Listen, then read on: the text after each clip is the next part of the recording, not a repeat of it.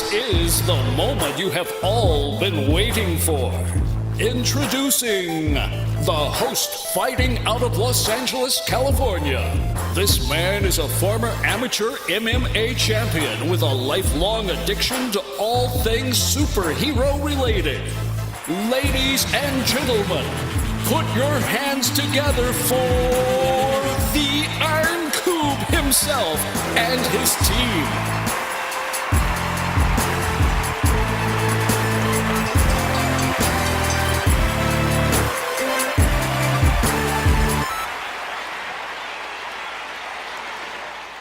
Hello everyone and welcome to episode number 68 of the Iron Coob Superhero Movie Review Podcast. This week the team reviews First Man and Bad Times at the El Royale, followed by movie, television, and video game news. I'm Kia, your host. With me on the show today is Emerson. Hey, what's up? And Everette. Hey, what's going on? So, do I sound okay?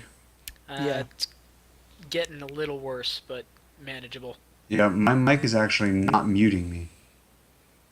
I don't know. I'm going to have to get a new mic, so I apologize for any audio issues this time. All right. So originally we were going to do Bad Times at the El Royale as our main feature, but I liked First Man so much more that I want to do First Man first. Okay. Sure. Yeah. All right. So let's go around and give our grades, and I think we're okay to talk spoilers here because aside from the one thing at the end of the movie, but we know that they do land on the moon, so yeah, and they don't all die. Yeah, so aside from like the little character stuff, I'd like to avoid those spoilers. Yeah, but otherwise, I think we can freely discuss this film. Everett, why don't you go first? I give it an A-. Yeah, what did you think? I really liked it. However, movies like this kind of give me anxiety, purely because space movies in general, regardless of whether I know the outcome or not, make me kind of nervous. Like when I watched Gravity, it was like a mess. But I really enjoyed it. But there were a few things I can nitpick about, but still a good movie overall. So this is the story of Neil Armstrong, and it's not told from like an adventurous space perspective. This is a character study. Yeah.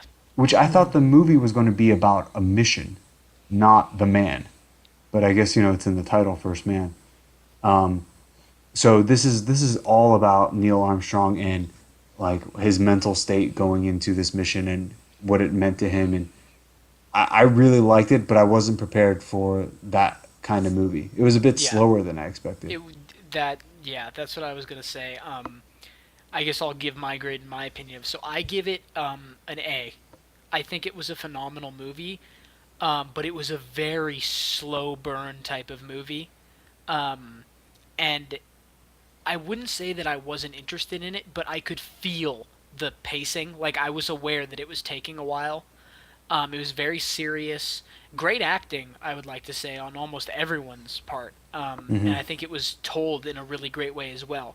The only thing is, as the movie continued, Neil Armstrong had a little bit of what I'm going to call beautiful mind syndrome going on, where it started to remind me a little bit of the Token character who like kind of loses it in a way that like, oh, he's a genius, but he's not good with being social. But I was aware, the only reason I don't fault that more is because I was aware that they were trying to show the amount of stress that the mission was putting on him, and he was connecting it to events in his personal life. Yeah, I can agree with that. That was one of my nitpicks, was that Neil Armstrong was kind of deadpan the whole movie. But it makes sense. How much of that do you think was Ryan Gosling? I feel like most of it was Ryan Gosling, but it's understandable as to why he's not really an emotional person of all the stuff he goes through and has gone through. I think the real Neil Armstrong was emotional. It was, and I've looked up some of the accuracy of this film, and I don't know how much of it was about his daughter, which is what the movie kind of focuses on. Did he really leave his daughter's bracelet on the moon? Or was that fake? That was the one thing we didn't want to... I said not to spoil... You said we can talk freely. No, he didn't. He said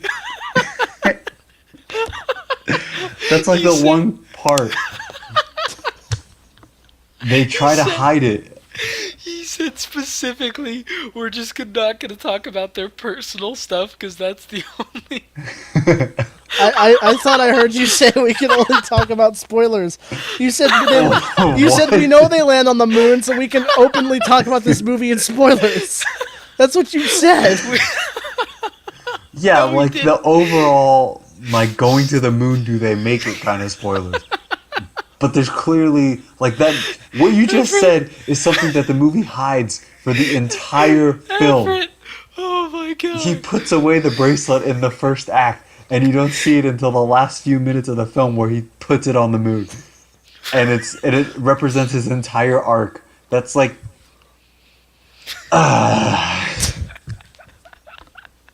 Oh god. okay, I guess there's no spoilers to hide now. That was... Jesus. Okay, so no, I don't know if he actually put that on the moon, but I do know that he took many things with him, like several items. So the movie doesn't really go into that, and it does, like, there's that one point where they ask him, what are you going to take? And he says, if I had a choice, I'd take more fuel. I knew at that moment his daughter's bracelet was going to be something that he takes with him. But he took other stuff too. So, like, there's definitely a little bit of Hollywood, which I'm okay with because you need to tell a story. Yeah. And so that, but that makes me raise my eyebrow to, this whole thing starts with the death of his daughter, and does that, and then it ends with it too. Like, and so was that real? That part of it? I'm sure on I feel some like level. but I feel like they played it up a little bit. Yeah, they did play it up. Yeah, but So what is your grade? it's an A for sure. Okay. But it's just not an A plus because of the pacing. But his family and like people who knew him, they all give this movie a big giant stamp of approval, and they say it was the way that they depicted it. Which I think when they say that, they're not saying it was exactly like that. They're just saying it was how he felt. Yeah. Which to me says, like, yeah, the whole daughter stuff, that was probably a factor.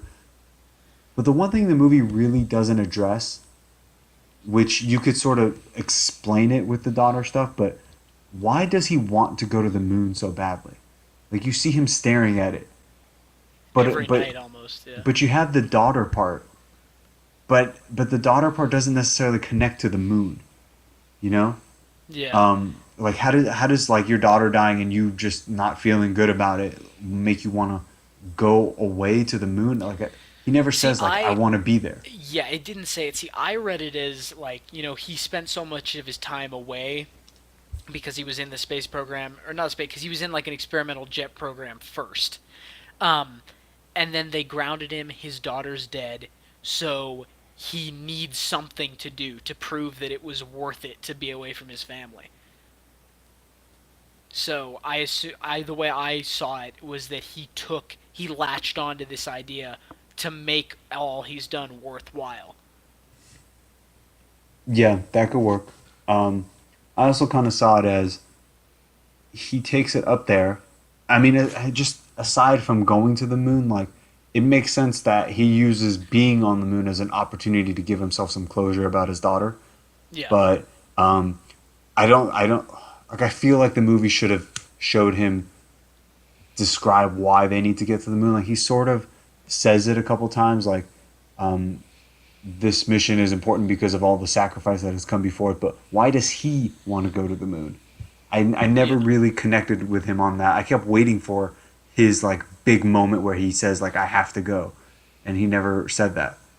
He seemed very reluctant, which I liked, because I'm like, I would be reluctant, but yeah, I don't know. Were you gonna say something, Emerson? Yeah, I was just gonna say I really liked Buzz Aldrin's character. He was Corey such an Stoll. asshole in this Yeah. That's the guy who plays Yellow Jacket. Yes, Yeah. the guy who plays LJ. Well, he wasn't necessarily an asshole. He just said, like, what it was. I think No. Buzz Aldrin is kind of like that. And if you saw that recent video where he stands next to Trump while Trump does the NASA speech, and he's like, Yeah. listening to what the fuck Trump is saying, and he's making faces like, "What the fuck did he just say?" There Just shit were, that didn't make. He just says what he thinks. yeah, but there were a few moments in this Yeah. movie, like there were two moments in this movie where he just kind of seemed like a dick. And it wasn't the press conference where my theater kind of laughed when he's like, "Oh, who doesn't want to give their wife bragging rights?" It was at the funeral where he's saying, they're like, "Oh yeah, the pilots went down." He's like, "Well, you know, they weren't the best pilots anyway," and everyone kind of stares at him. He's like, "Well, Well, I'm if just he's saying." right, And then the other one is, he was like, "Oh, we're all in the Yeah. running now," and everyone's like, I'm just saying it. Everyone's thinking it." well, Well, if he's right, yeah, I liked when he said that they weren't the best pilots, even though it was totally disrespectful. But it kind of put it into perspective, like how much of this depends on the people doing it. This is not a scientific method. Like they don't know what the fuck they're doing, and Yeah, Claire and Foy's it's- character even says it. it's especially like when we see when they're coming down on the moon, right?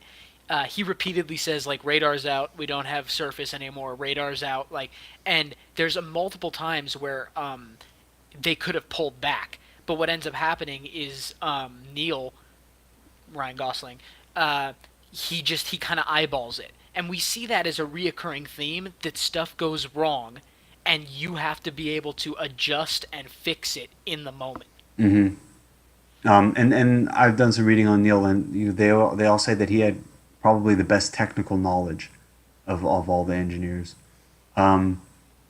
This movie really does make you think, like, how the hell did they get those guys on the moon in that kind of spaceship? Yeah. Yeah, It's crazy. okay. So immediately after I watched this, I really love this movie. As slow as it is, I kind of want to see it again. But immediately after I watched Apollo 13, Oh, have you guys seen that? yes. Yes. It's interesting how different the tones are. Well, yeah, Because isn't Apollo 13 like they run out of fuel and have to slingshot? they have the slingshot, but it's not just the fuel. Like they There's have a some sort of technical issue. yeah, it's an electrical thing. Um, but so the thing about Apollo 13 is they depict everything prior to the incident as like happy, cool, shiny, and nice. And I don't know how much of a difference, but it was only like a year later. But this movie, it's dark, it's scary. They show you the screws on the spaceship. Yeah. I'm looking at You- that. I'm like, that's taking me into fucking Yeah, space. you can really tell. You know, I think this is more realistic because I know like the amount of distortion you get going through the atmosphere is insane. Like the metal creaks and warps. This is not like sci-fi where it's clean and fun. Yeah. You're praying that nothing goes wrong and Yeah. everything is under stress. Yeah, Yeah. I remember when I was a kid, I went to the Kennedy Space Center, and when you're there, they have the Saturn V there. It's like still like in the building, and they have a bunch of the capsules that they used. When you look at that stuff up close, it looks like someone made it in their garage. It does not look technologically smart at all. Like you could even see it in the movies, all the welds and stuff like on the outside of the ship. It That looks so scares me. flimsy. yeah. Well, because it had one of the things I read at one point. So basically, they knew they couldn't go high tech because the more advanced they went, the more likely something goes wrong. So they Yeah. had to go with the tried and true, like redundant systems. And one scene in this movie that really got me, that scene where Where they're there was a tumbling? fire. No, the fire. Oh, With yeah. the three- where, that Apollo, was brutal. what is it? Apollo 1. Apollo Yeah, 1. that was brutal. Yeah. I went into this knowing that was going to happen, That explosion. but I didn't know when it was going to happen. Oh Yeah. god, that was a horrifying scene. Especially like when it cuts to the door at the very end after the explosion. Yeah, That was probably the most brutal part. yeah, I agree. Do you guys think that, the question the movie poses, is it worth going to the moon? Yeah, 100%. Do we need to do it again? We should. I mean, I what's mean- the other option? We use that money to bomb some random country. Not to mention, I don't aren't we know. planning on making space habitats on the moon? I don't think we can. They showed those people making arguments like, oh, well, our tax money, like we could be going to like feeding the homeless or something like that. I don't like that argument because like you shouldn't have to look inward. You can deal with more than one problem at a time. And like I think exploration is so important and like furthering our knowledge of the universe. Yeah. Speaking of that scene where they're like protesting the launches, there was one dude sitting a row below me in this movie, an African American gentleman who would not stop hysterically laughing when they started singing that song "Whitey on the Moon." Uh huh. Do you remember when that guy was saying like "Whitey on the Moon"? Yeah. The guy would not stop laughing his ass off like for 15 solid minutes. He had to get up and like leave the theater. He actually got up and left. Like he got up and left and did not come back. I When he got on the moon, a guy started taking pictures in my theater. Really? Did Yeah. you tell him to stop? No, I just like he took like two pictures and I don't know like for what though. Um.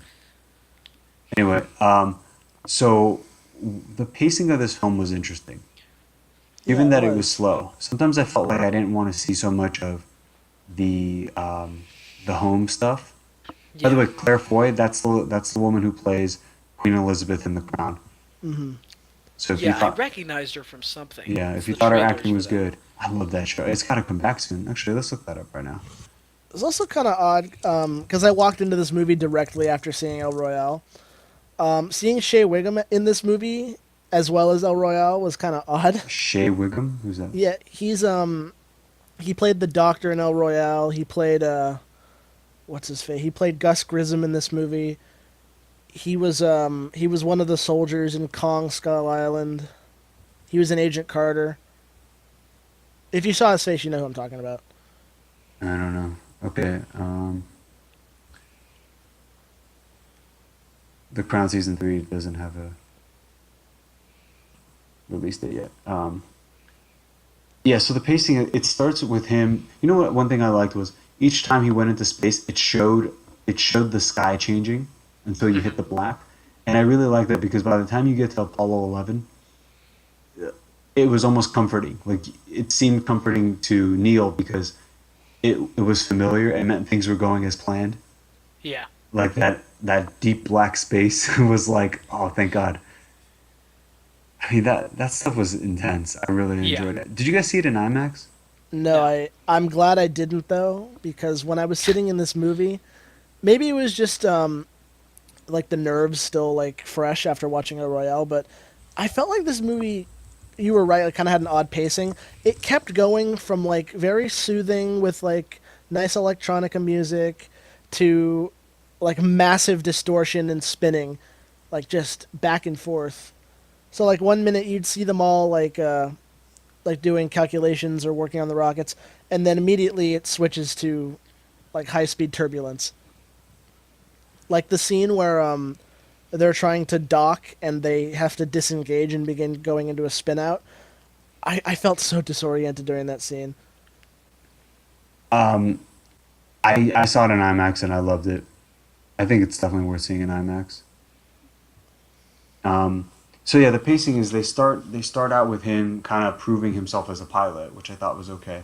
Then you have to get through some scenes setting up his home life, which I realized the movie needs, even though I think it went on a little long, but I can't blame them. It didn't seem like what would you cut out from this film? To That's me, the thing. There's a lot of scenes that like when you describe them on their own, they would appear to be like not needed, but as a whole, there's not really anything that I'd say get rid of. yeah, that's why I don't hold it against the film, but I do like you got some of his training, um, and then you had his next challenge, which was the Gemini, Yeah. right? And the Gemini program. Aegon, what was it? It was Gemini and something that they. I don't remember the second name. Yeah, so that was another. I really liked that one too, and it was a lot of action for me. I was okay with the in between. Then you had the Apollo 1 crash and or accident, and what else? Then you had his own like landing crash where he busted his face. Oh, it was called the Aegina Regina. is Yeah. what they were docking with. Um, I don't know. I didn't think it was too poorly paced. It was just It it's was just what the odd. movie It was was. different. Yeah. There was one part where I thought the movie was missing something. You spent all this prep time getting to the moon, standing on the moon, and then immediately it cuts to them back on Earth. I really would have I liked was to see the okay with landing. that. I didn't really want to see them go back to Earth, because, like, we know they're going to live, and I feel like if they had ramped up the drama then, it would have been kind of tacky. Because he reaches his end of his arc, they finally got there, everything in the movie has been leading up to this, and then they're back, and it's See, kind of like that's coming down from a high. what you're describing is Apollo 13 type of that kind of movie. And What I I'm was actually describing?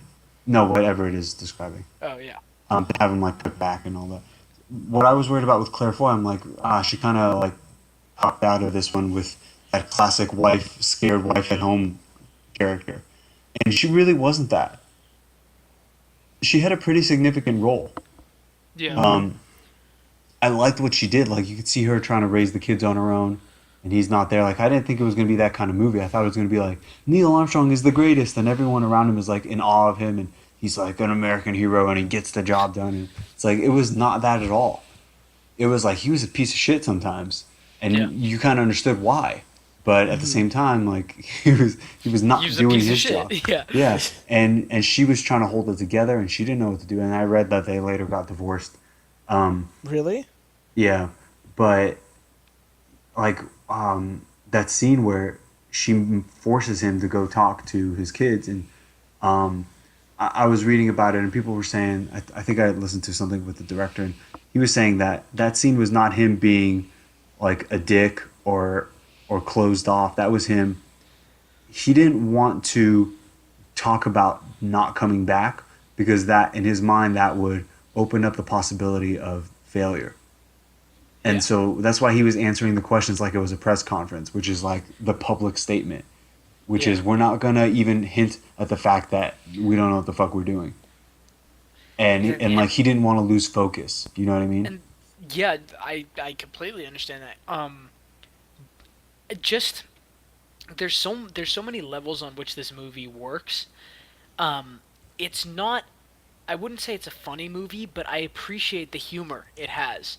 It's a very dry, very simple humor. Like one of the scenes that stands out to me is when, after they'd been going through that training to make sure they could resist passing out or stabilizing, and it zooms in on all of the different astronauts. Some of them have vomit on their uniforms. The professor comes in and says we're only covering chapter 1 today, and it shows the book, and chapter 1 is Yeah. 600 pages. Yeah. There was one part during this movie that my theater got another laugh at. It was when his wife walks up to one of his kids and goes, "Hey, Daddy's going to the moon," and the kid just goes, "Okay, can I go play outside now?" Yeah. One guy was laughing hardcore when he passed out in the training simulator. Why? I didn't think that was like a funny moment. It Yeah, wasn't that, funny. No, it was weird. Yeah. Um, what else? Okay. The the the soundtrack to this movie It was is very good. yeah. yeah, I enjoyed it. So right away, as soon as I walked out, I bought the song called "The Landing" on the original soundtrack. Um, that scene was something else. You guys know Yeah. what I'm talking about? The landing on the Where moon. But the song that he plays when he has to Yeah. fly it manually. Yeah. Yeah. And It I was looked up the way he runs intense. out of fuel. Like I looked that up because that seemed a little too Hollywood, and apparently that was pretty accurate. Like he literally like cut it to the very edge. I don't know about Yeah. that crater, but he basically was like, I need to land somewhere safer, and like I don't know if it was trying to pass a crater, but wherever they were trying to land, they couldn't, and he did it manually, and they were barely out of they were about to be out of fuel, and he did it. Um, and I don't know, I just like that was one of the that's one of the reasons I want to go back and see it just for that scene. And the song is amazing. The landing, check that one out. Um, what do you guys think about the way the movie ended with them not speaking? I feel like it was a I good was end. okay with it. Yeah, I liked it. I The could song see. there also called "Quarantine." That's also one worth listening to. I was kind of dreading as the landing was taking place. I was concerned that it was going to be like, oh, now they've got to make it back. Will they make it back? Then they land. Then, like, I didn't know how long they were going to drag it out. But I was Hmm. really happy. Like I said earlier, I think that the feeling the audience feels should be the same feeling Neil felt. His whole life, the whole movie led to this one moment. He achieves it, and now he's back on Earth. And how do you really come back from that? You were on the moon. Everything else now is just muted. Yeah, yeah. Well, but see, he also had closure um, from his daughter, so it's almost like he was already on the moon before he went there, and then he finally came back. Like physically and mentally, emotionally. Hmm. Um, yeah. So I don't know. I really like this movie. I'm not a big Ryan Gosling fan. I love Claire Foy, but I'm not a big Ryan Gosling fan, and I just thought that he did really well. Um, it did seem like he was stoic, and he was becoming more and more stoic as the movie went on. Um, Hmm. and I was surprised that the movie got away with it. Like it did it. It balanced it. It called them out on it basically. Hmm. Um, yeah, and then so you take all the emotional stuff, and it's a pretty good movie. And then you add the terrifying scenes of him in the spaceships, and I gotta ask myself, could I do that? I don't think so. Like I could do it if you told me there was no one else and I had to do it. I think I would do it, but to go and be like, we're gonna go to the moon. I mean, it reminds me of Mass Effect 2, the finale when you have that suicide mission. If you guys are familiar, there's the mass relays, but there's an Omega relay, which is a red. It's just a different one that they don't know where it leads to. So basically, you go into that relay and it spits you out somewhere else. And in Mass Effect 2, the goal was to destroy the enemy base, which we were pretty sure was on the other side, but no one knew what the hell we were going to see when we got there. So the most of the game is building your team, and then you go through the relay, and that's the big finale. Is like your plan to do that. And I was getting a lot of vibes from that, where it's like we don't even know what is out there. How can you do this much work and you don't even know what's there? You've seen pictures, but you don't even you can't fathom putting your boots on the ground. To get all the way there is insane. And is it even worth it? Like I don't think I would volunteer for that, assuming I could even get through it. Um, Okay. yeah, I don't know. I just it was cool. I like these kinds of movies, these space movies. I don't like what is it? 2001 Space Odyssey. I did not Oh, like that movie. space opera. Yeah, I did. I don't like that kind of stuff. But this sort of going this and Interstellar, that kind of stuff. I even like Apollo 13, but I don't like it as much now after First Man Mm. because I feel like that movie. I know it was made at a different time, but that movie should have really leaned into how easily things can go wrong, and then it does go wrong. Whereas it sort of is like we're all good, and then it goes wrong, and that's I don't know. I guess for audiences that made more sense at the time. Yeah. Um, let's see. Anything else to discuss? I had one more thing that this, and I'll say it also for El Royale, just so I don't have to bring it up again. These are not popcorn flicks. There are a lot of quiet moments in this movie where, because I walked in there with a big ass bag of popcorn, I felt really awkward eating that popcorn in that movie because there are so many moments where the audio just cuts, like when they're Yeah, like stepping onto completely the moon and silent. there's Yeah. just no sound. It's How beautiful, but cool was that suction when they opened the door? it And was it's pretty like, cool. yeah. Yeah, that was Yeah, but amazing. word of the wise, don't bring popcorn into these movies. Um, what do you guys think about the theories that the moon landing was faked? I Um, think it's all nonsense. I like the joke saying they I think paid so too. Stanley Kubrick to fake the moon landing, but he's such a tight ass that they made them film it on location. Um, now there is one big criticism where why people say the moon landing was fake, and that's the waving flag. But it's metal. It's a frame. It's a frame, yeah. It's not Yeah. waving, and you It's see other pictures of them moving around it, and it's not waving. Like the flag never yeah. moves. Also, Um, like, someone did the math. The amount of people that would need to be complicit, engineers, scientists, test pilots, uh, all the other space programs in all the other countries, the Soviet Union, who would have looked at any chance to make it fake, all the different people who would have to be complicit. Like, it's not reasonable or feasible.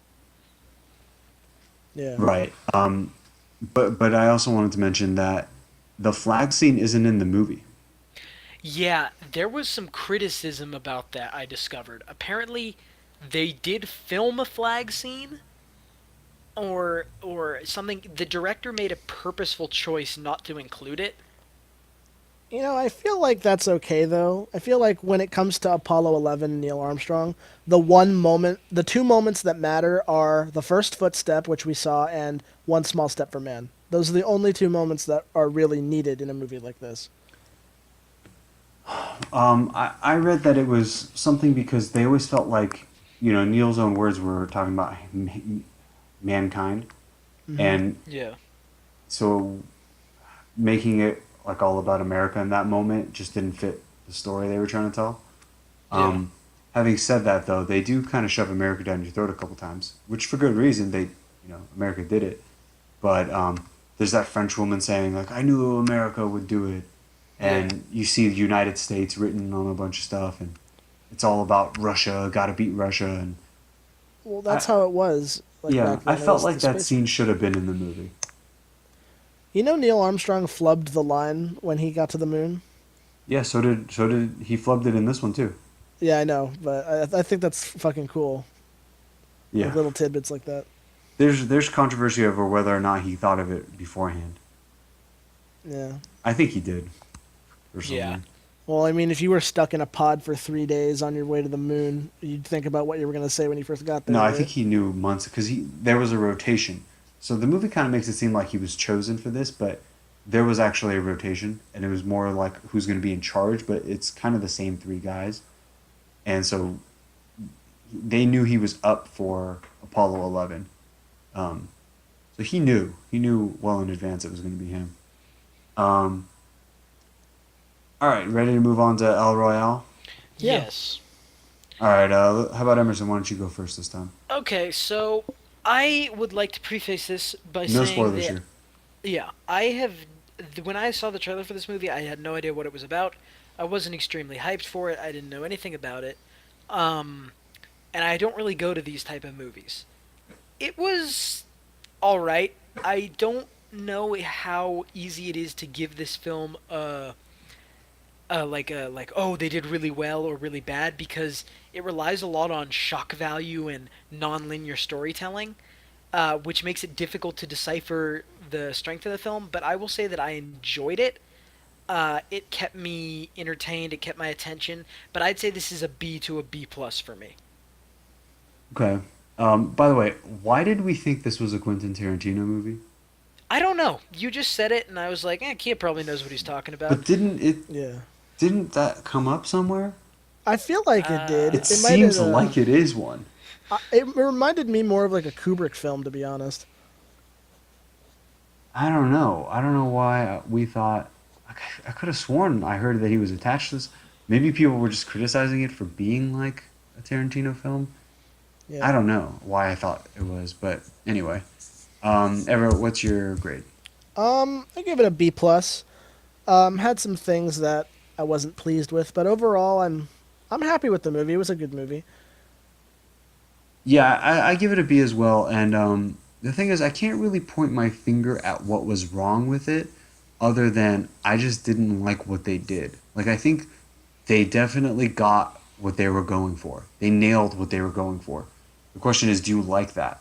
I give it a B for its ability to tell a story, for its ability to basically plan each character's arc, for its production value, um, for its acting. But I can't give it an A because I just didn't have that much fun. Yeah, that's what I'm saying. And back to what you were saying, you don't really know what was wrong with it. I had that feeling too. There's something that keeps it from rising, but there's nothing in particular I can point at except some strange choices at the end of the film. Um, I think that there's so much ugliness in this that when things get better, we don't like the characters enough to make up for the ugliness, the uncertainty of the film. Yeah. Because if you think about it, the movie basically says, "Hold on a second, I'm going to introduce all these characters, and then it's going to pay off later." And for me, it didn't pay off. No. But not that they like shortchange characters. It just I didn't like what they did with them. I agree. Um. So yeah, let's talk some spoilers now. Um. Yeah, well, like to kind of now we're in spoilers to back up what you were Yeah, go ahead. to back up what you were saying just now about how you don't really get to know the characters and don't really like them. The movie starts off with the vacuum cleaner salesman kind of being an asshole, so I didn't like him at all. Well, see, But I guess liked that's him. I guess that's He's- supposed to be In my why. opinion, he was one of the more likable characters. Oh, I hated him, but I felt like that's what I was supposed to feel. when I Okay, saw so it. so the point of this movie is that everybody has two sides. So you have the vacuum salesman and he's a cop. You have the He worked kidnapper for and the rescuer. I thought he was like an FBI agent. Yeah. Yeah, he was Yeah. FBI. You have the kidnapper and the rescuer. You have the bank robber and the priest. Basically, two sides. You have the junkie and the hero. Um, Oh, you I have loved him. The He's my victim. favorite character. I didn't really get what the black singer's thing was. She was obviously meant to be like the spiritual.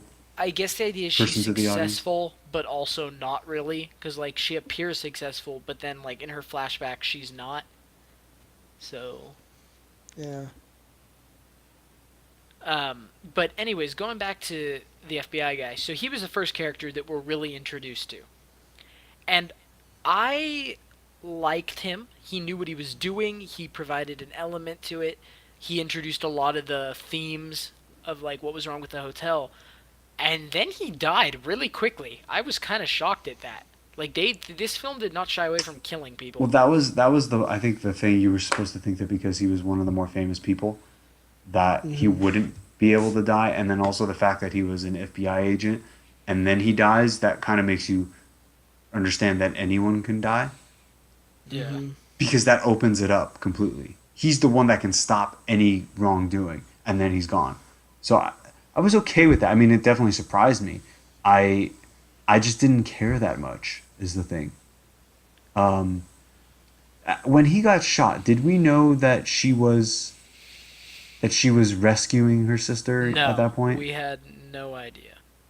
Actually, no. Yes, we did. We because did, yeah. She told something to her and then shot him. So I liked Emily, the kidnapper. I liked her. I was shocked they killed her too.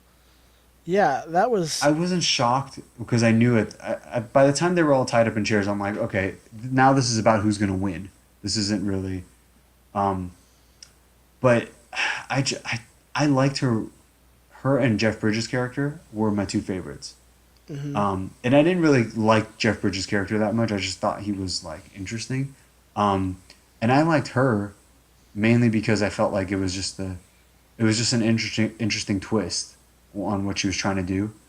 And then she was also like very attractive, so I wasn't sure if like maybe that's the only reason. Like, because I didn't really find the other characters that compelling, so I'm like, let me see more of her. Like, I feel like subconsciously I felt that way, because her character, I don't know. By the time they're all lined up in the chairs, most of them have played their arc, you know.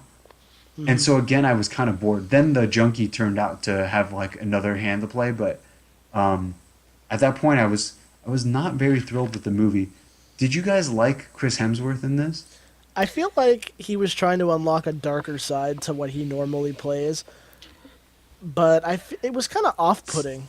I wouldn't say he was awful, but he wasn't good. It was kind of boring. I think it's the character. I was seeing Thor play a psychopath.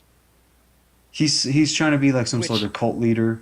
Yeah, he was like a Charles Manson type guy, like cultish, controlling. Fucking See, weirdo.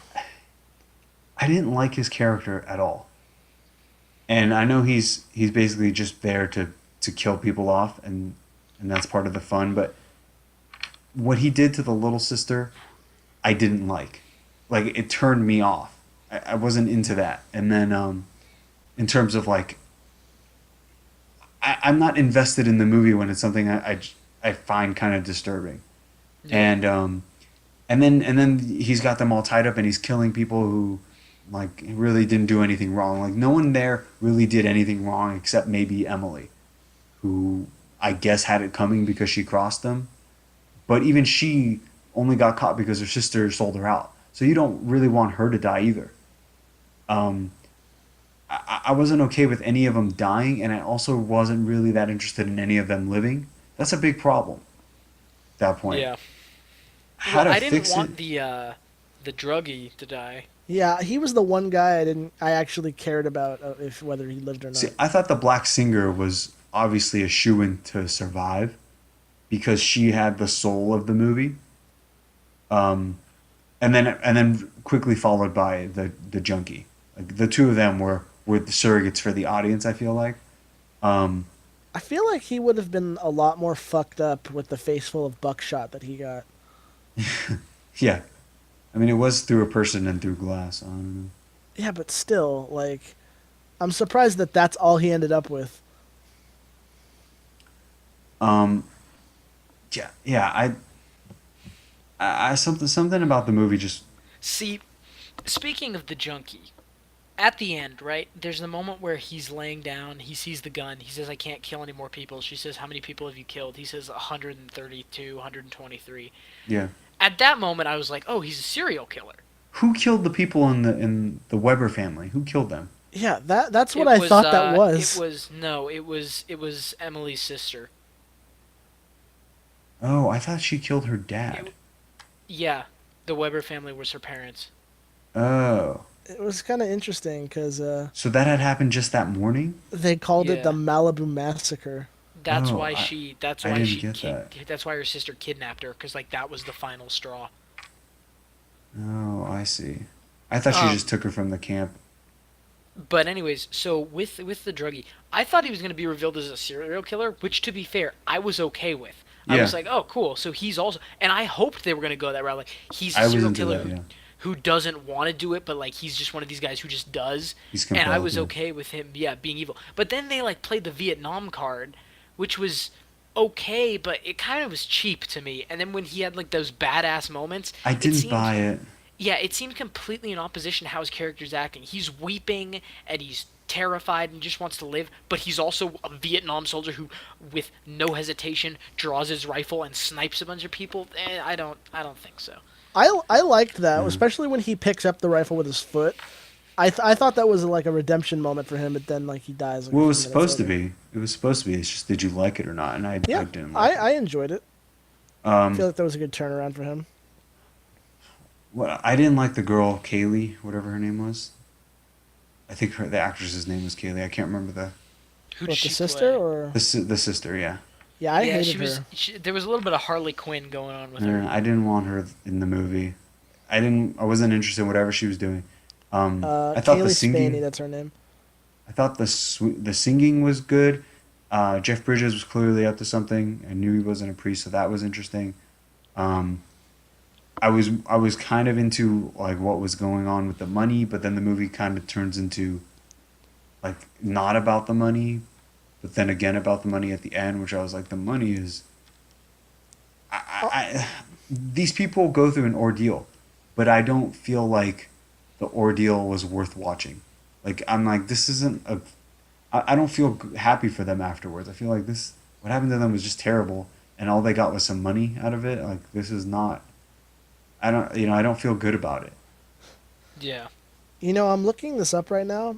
You know who I didn't realize? So, Jeff Bridges' brother in this movie, who died like in the first scene, and then showed was like in the bank robbery.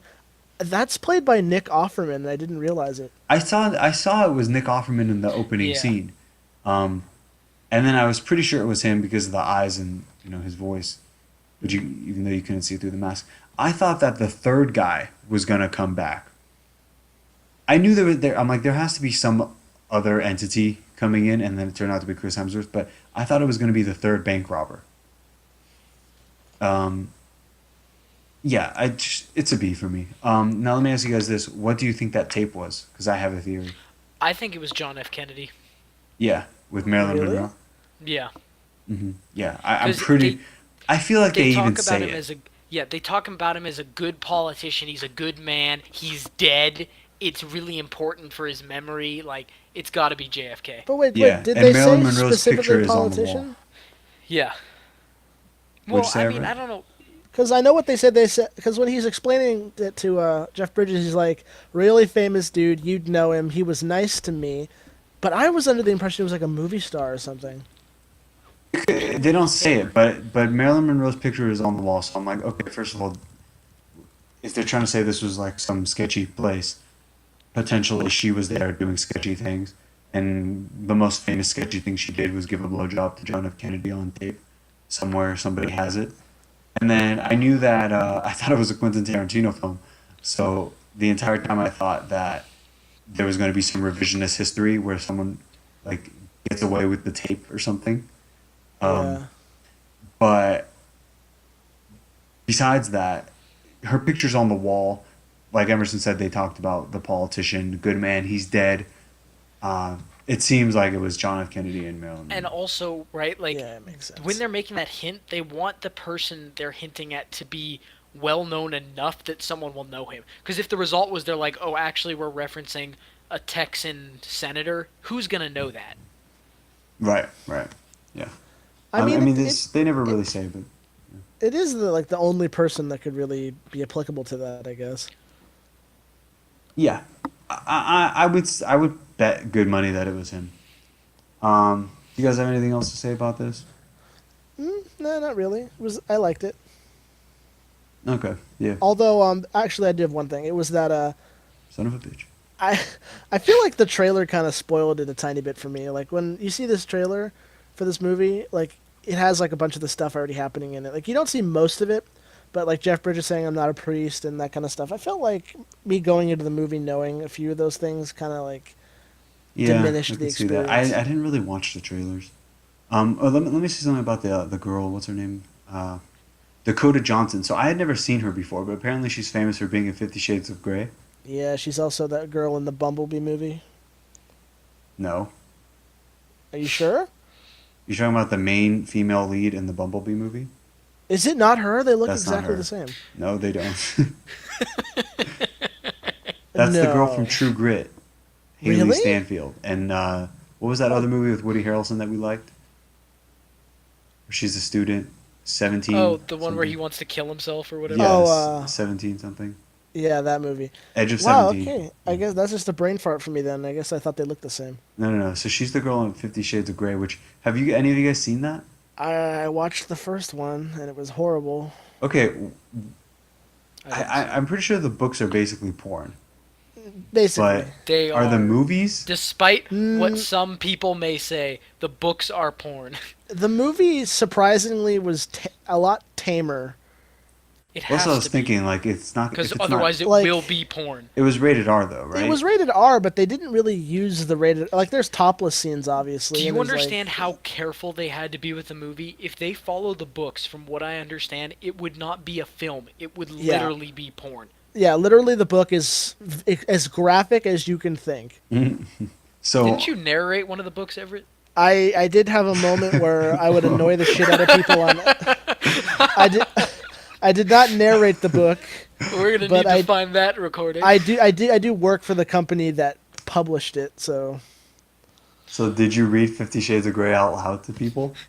on Xbox, I did to annoy people. Oh, okay. All right. But no, I Um, didn't. I didn't narrate the book. What was it gonna? So in the movie, do they show like sexual organs, sexual reproductive organs? No, they don't. They show tits and that's it. Interesting. Did that movie make a lot of money? Yes, and it warranted 2 sequels. I saw the trailer for the third one, and it was like terrible. I mean, by the second one and the third one, it starts becoming like a revenge novel. Yeah, I mean, some woman came back into his life and was like, Yeah, like "That's my his- man," or some shit. And then that. like some dude that they got fired like tried to like kill them. Now or she must have something. been paid a shitload of money.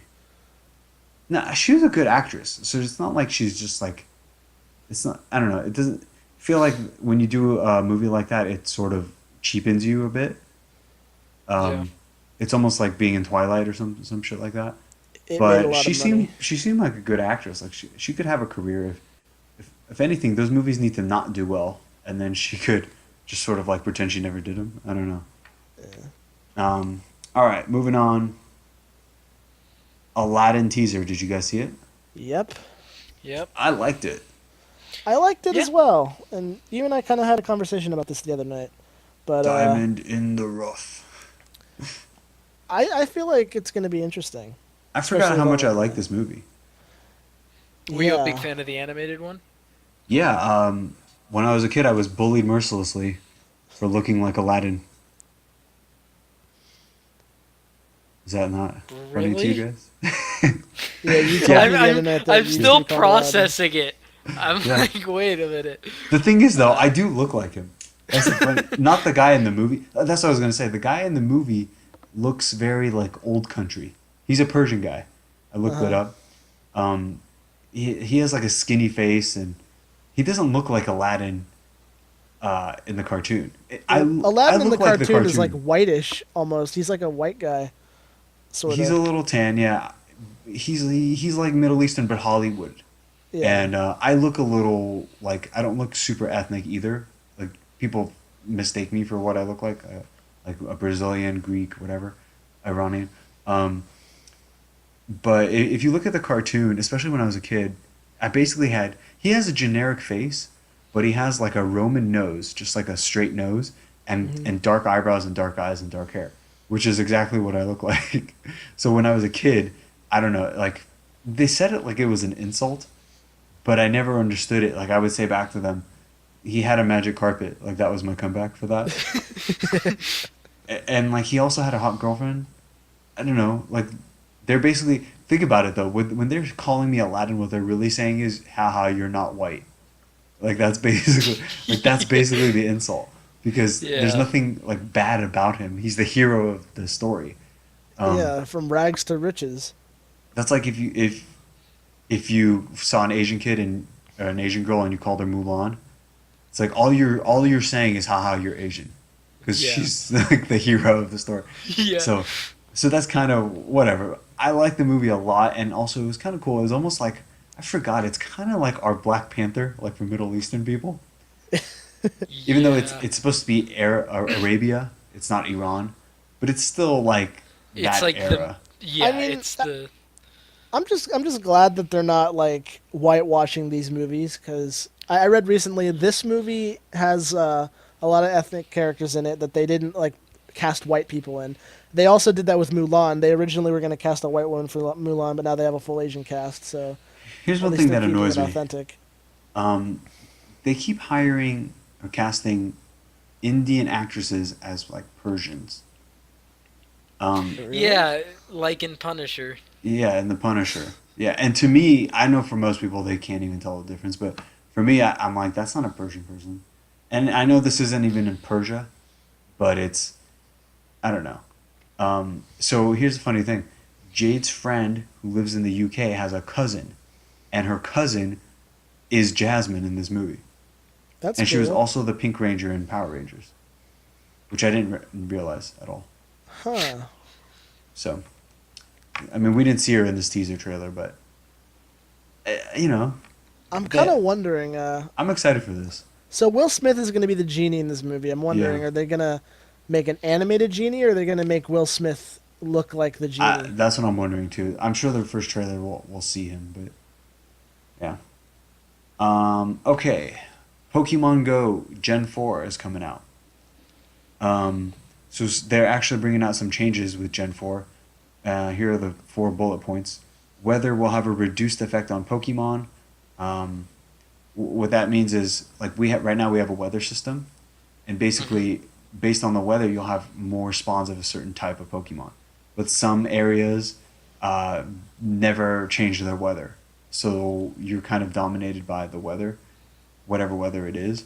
Like if it's cloudy all the time where you live, like all the time, you're not going to see a variety of Pokemon. So they're kind of balancing that again. That's good.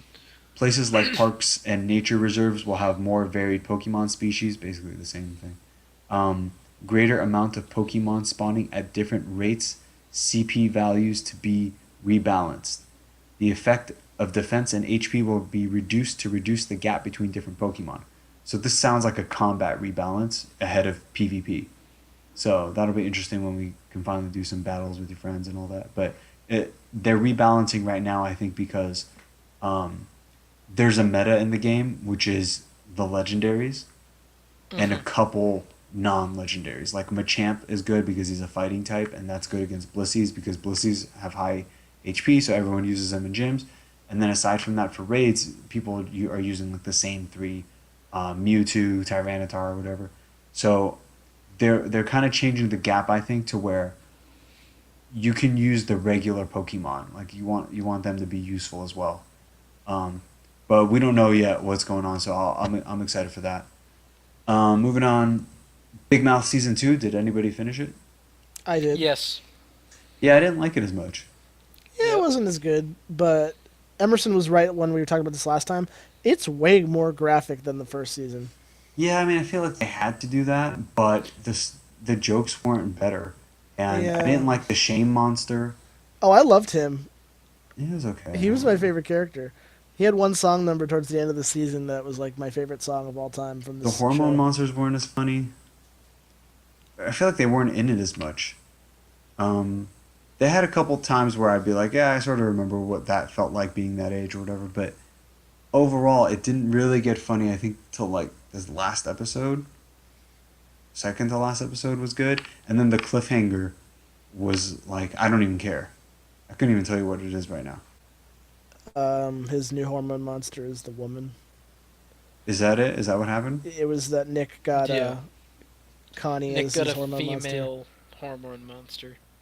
Yeah, and I think last week maybe on the podcast you asked us if we had met Tyler yet.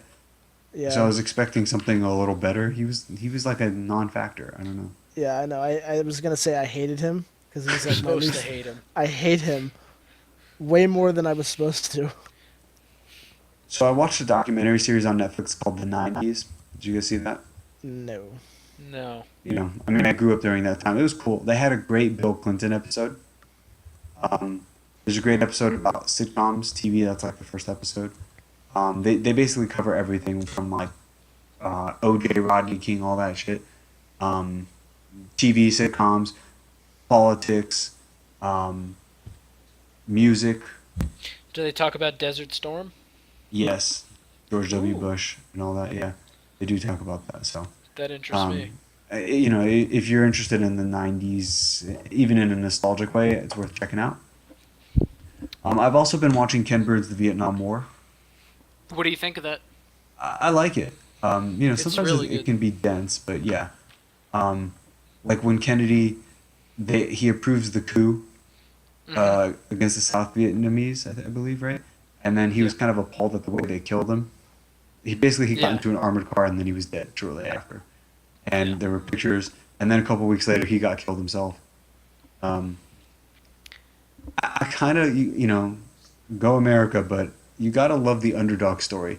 The way the Vietnamese were just like, "Fuck you, we're not. Yeah, they You can't come." Well, they were going up against the best military in the world. They didn't Yeah. have very much.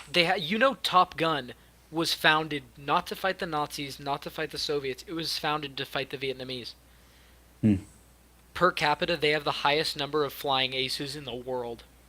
They had one of the best air forces. Vietnam? Yep, Oh, I didn't know that. because American, Russian, all of the modern pilots have been taught that dogfighting didn't matter because you just launch a missile at super long range and it hits the enemy and that's it. But the Vietnamese got up close and personal in your face dogfighting. Hmm. And the Americans didn't know what the fuck to do because we'd assumed that was over. Yeah. Yeah. Yeah, I mean, that's an insane war. And I just feel bad for all the soldiers who like thought they were gonna Do I don't know, something. save the world, or I don't know. Yeah. So moving on to some comic book news, big news. James Gunn is going to do Yep. Suicide Squad 2, Yep. which is interesting because Guardians of the Galaxy was like their Answer to movie Suicide of Squad. mishaps. Well, no, that came first, and then Suicide Squad saw, hey, like we could put a bunch of misfits together in a movie and call it something, whatever, and then they couldn't do it. And now the way everything is worked out, James Gunn is gonna fix their Suicide It'd Squad. be interesting if he gets. I'd like if he got rid of almost all of them. He can Well, keep it's Deadshot. the last news I heard about it is that it's going to be a fresh take. That's So good. hopefully they're all gone. I'd be okay with all of them gone. Um, but with James Gunn, I feel like he's not going to kill them off, which is kind of what I want from Suicide Squad. Well, he might. Maybe he's like, "Fuck you, Marvel. I'm just gonna kill everybody." It should be like kind of like the Predator movies where they go on a mission and it's like who's going to be the one that wins, and everyone else is going to die like one by one. Um, okay, and Dave Bautista also said that he wants to be in it, so that would be interesting.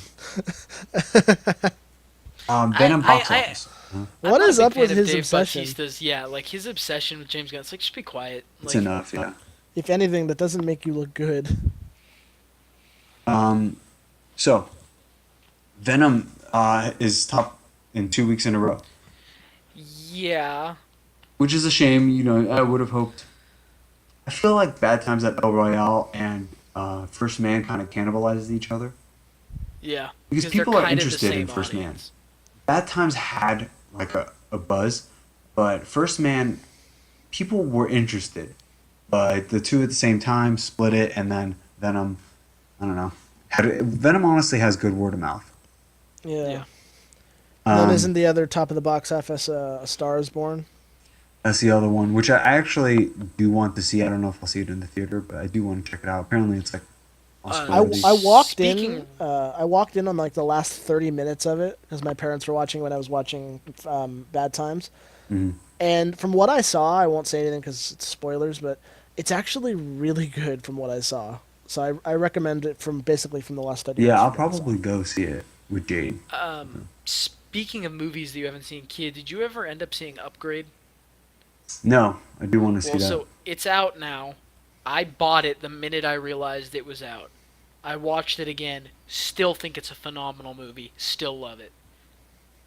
I mean, we could review it next week, even though you just saw it. I would be happy to do that because I want to talk about it with you guys.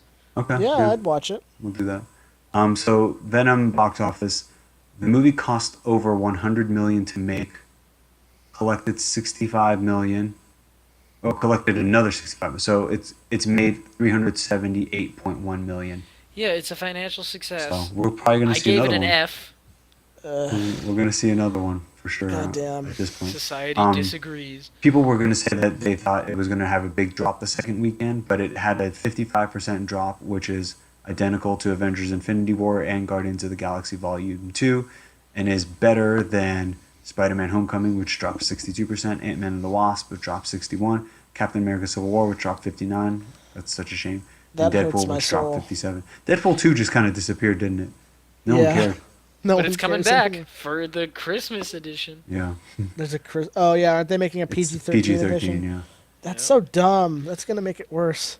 Ryan Coogler will return to direct Black Panther 2, to write and direct. Namor is who we're thinking for that, right? That's just I what hope so. fans say. We don't know. I don't see, like, the guy who brought Black Panther to the screen, I don't see what he has to say about Namor. You know what I mean? Yeah. It's probably going to be another Black Panther story. Coogler is expected to be penning the script early next year with a projected late 2019 or early 2020 production start date. I saw a theory. I think Kraven could be a good villain for Black Panther. I know he's traditionally not. Could be, yeah, he could be. Yeah, I wouldn't mind seeing him. But Out he would there. have to be paired with someone else. Yeah, well, Yeah, and that's true. he'd have to change a little bit, but I think that would be a good dynamic. The reason it's probably going to be a long time before this gets running is because he's working on Wrong Answer, which will star frequent collaborator Michael B. Jordan in the lead role as a math teacher in Atlanta who is scandalized when he looks to get funding for his school by altering his students' test scores. He's also an executive producer on Creed 2, which he opted not to direct, and will be a producer on the Space Jam sequel. So that's that. That's what he's doing in the meantime. Benedict Wong will be in Avengers 4, confirmed. Have you guys seen the Quantum Realm suits? No, No. what is this? So, okay, you know how sometimes they come out with toys for movies, like That superhero reveal movies, stuff. but they're variants. Okay, yeah. Like when I was a kid, I had a Batman and Robin Batman figure, but he was all silver, like Oh yeah, metallic. yeah. It's like you But can change the character without yeah, really changing that it. was never in the movie and never was going to be in the movie. They just made a variant. So there's a variant with there's a picture of an action figure box, and on the back is Thor and Rocket wearing white suits. And there have been like rumors of the Avengers having matching outfits in this one, and matching white outfits was another rumor that came out. Um, so basically, it kind of looks like the suit Hank Pym wore when he went into the quantum realm in Ant Man and the Wasp. Yeah, I'm Um, looking at it right now. so I'm Thor not and sure how Rocket I are feel. both wearing it, and then there's a tiny little picture of Captain America who looks like he's also wearing it. Um, and the theory is that this would be the suit that gets them into the quantum realm. I'm not sure how I feel about that. I don't want them to go into the quantum realm. I don't I'm want it not to be that just a interested in it. No. fixel. I feel like that's Now, the only way they can pull it off, though, do which you guys remember sucks. when I said that there was a city inside Ant Man and the Wasp, Uh-huh. like a hidden city in the quantum realm? Yeah, how Yes. did you get that knowledge? I saw it in the theater. I was like, "There's a fucking city in a glass bubble," or like something like that, and that's confirmed. Like now that the movie's out, um, there are screenshots of it, and so I wonder if that will come into play in some way. Hmm. Um, okay, so some more set photos. Spider-Man in Far From Home has another suit. So we had the regular suit, we had the noir suit, and now we have a black and red suit. Wait a minute. Like Miles Morales black and red? It's not the exact same. It actually looks like the Homecoming suit, the Stark suit, but it's just some of the red parts have been replaced with black, and the blue parts are black. Hmm. Interesting. Yeah. Um, so that's a set photo. Now, my theory is he doesn't have a whole bunch of suits. It's Mysterio kind of changing his reality in some way. That would probably make more sense. Yeah. I'm trying Although to. now my question, I think I might sell my Homecoming suit. I think I might sell both of my Spider-Man figures because For the that new black and one? red suit looks good. To me, that's the kind of suit. See what they did with the Stark suit was just basically they retreaded the old stuff and they put some bars on it, and the bars, I don't know, it never looked right to me. But this black and red, this is the kind of like rebooted look that could stick in the MCU. You know what I mean? Yeah. Be Are, you- iconic. are you guys seeing it? Yeah, I'm I'm looking looking at it it up right right now. now. What do you guys think? I like it. Huh. Yeah, that doesn't look half bad There are actually. some parts I don't like the belt still has like just l- black parts. But why don't Yeah. you like that? It's just I don't know. I don't. It looks a little over designed. Like, what's the function of that? You know? Yeah. That doesn't look terrible. No, I think it looks good. I think it looks better, in my opinion. Yeah, I'm looking at concept art right now. It's where it's that black and red suit with the Iron Spider arms coming out of the back. interesting. That would be cool.